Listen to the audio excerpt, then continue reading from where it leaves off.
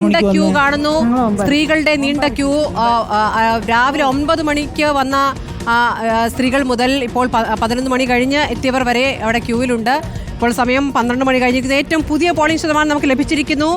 ഇപ്പോൾ പോളിംഗ് ശതമാനം 30.48% ഉയർന്നിരിക്കുന്നു എന്നുള്ളതാണ്. അതായത് 59,357 പേർ ഇതിനകം വോട്ട് രേഖപ്പെടുത്തിയിരിക്കുന്നു.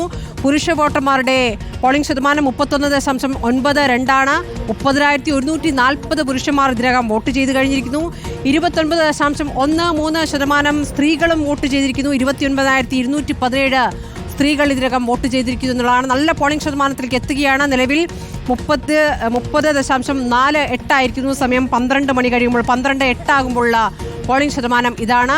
വളരെ വേഗത്തിൽ തന്നെ പോളിംഗ് ശതമാനം ഉയരുന്നു. നമ്മൾ നേരത്തെ പറഞ്ഞതുപോലെ കണക്കുകൾ നന്നായി 70-ന് മേൽ ഉയരുമെന്നുള്ള കാര്യം ഏതാണ്ട് ഇപ്പോൾ ഉറപ്പാവുകയാണ്. റോഷിപാലുണ്ട് വിവരങ്ങളുമായി. റോഷിപാൽ, പോളിംഗ് ശതമാനം ഉയരുന്നു. പോളിംഗ് ബൂത്തുകളിലെ നീണ്ട ക്യൂ കാണുന്നു. പലയിടത്തും പക്ഷേ പതുക്കെയാണ് നീങ്ങുന്നത് എന്നുള്ള പരാതി വോട്ടർമാരിലുണ്ട്. എന്താണ് ഇപ്പോഴത്തെ കണക്കുകൾ സംബന്ധിച്ച് നമുക്ക് പറയാനാവുക?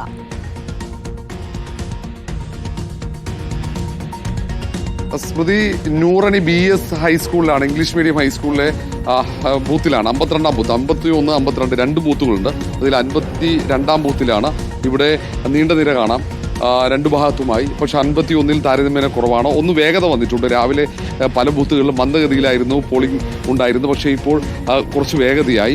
ചെറുപ്പക്കാരടക്കം പോളിംഗ് ബൂത്തിലേക്ക്. സാധാരണ ചെറുപ്പക്കാർ ഒരു വിമുഖത കാണിക്കുന്ന ഒരു പതിവുണ്ട്. തെരഞ്ഞെടുപ്പിൽ വളരെ വൈകിയാണ് ചെറുപ്പക്കാരെത്തുന്നത്. പക്ഷേ ഇവിടെയൊക്കെ വളരെ നേരത്തെ തന്നെ ചെറുപ്പക്കാരൊക്കെ വന്ന് അവർ വോട്ട് രേഖപ്പെടുത്തി അവരുടെ സമ്മതിദാന അവകാശം രേഖപ്പെടുത്തി പോകുന്നുണ്ട്. ആദ്യ വോട്ടാണോ? വോട്ടാണോ? മൂന്നാമത്തെ വോട്ട്. അപ്പം ഈ ചെറുപ്പക്കാരെ ആണ് ഇതിൽ കാണുന്നത്. നേരത്തെ എത്തിയോ?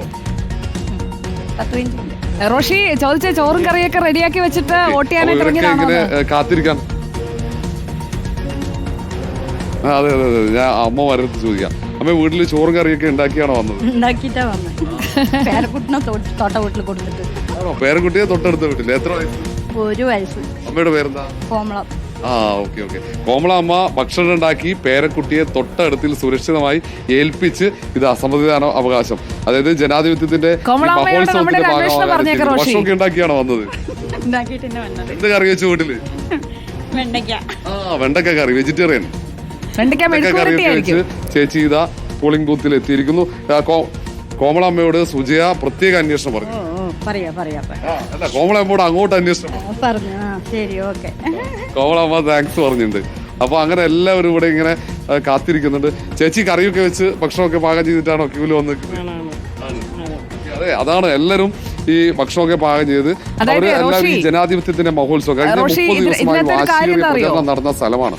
റോഷി, ഇതിലെ കാര്യം എന്ന് വെച്ചാൽ കുറെ നേരം എന്തായാലും നിൽക്കേണ്ടി വരും. നല്ല തിരക്കായിരിക്കും. ഇത്തവണ വാശിയേറിയ മത്സരമാണല്ലോ. അതുകൊണ്ട് ക്യൂ നിൽക്കാനായിട്ട് തയ്യാറായിട്ടാണ് എല്ലാവരും വന്നിരിക്കുന്നത്. ഇനി വീട്ടിൽ ചെന്നിട്ട് ചോറുണ്ടാൽ മതി, അതുവരെ ക്യൂ നിന്ന് വോട്ട് ചെയ്തിട്ട് പോകും. ഈ ഉത്സവം കൂടിയിട്ടേ ഉള്ളൂ കാര്യം എന്ന് തീരുമാനിച്ചാണ് പാലക്കാട്ടെ സ്ത്രീ വോട്ടർമാർ ഇപ്പോൾ ബൂത്തുകളിലേക്ക് എത്തുന്നതെന്ന് ചുരുക്കം.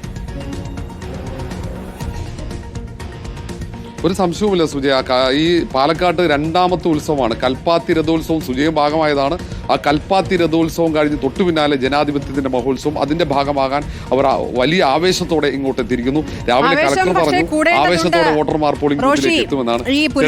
ആവേശത്തിലേക്ക് സ്ത്രീ വോട്ടർമാർ എത്തിയിട്ടില്ല. ഏറ്റവും കൂടുതലുള്ള സ്ത്രീ വോട്ടർമാരാണ്. പക്ഷേ 31.92% പുരുഷന്മാർ വോട്ട് ചെയ്യുന്നു.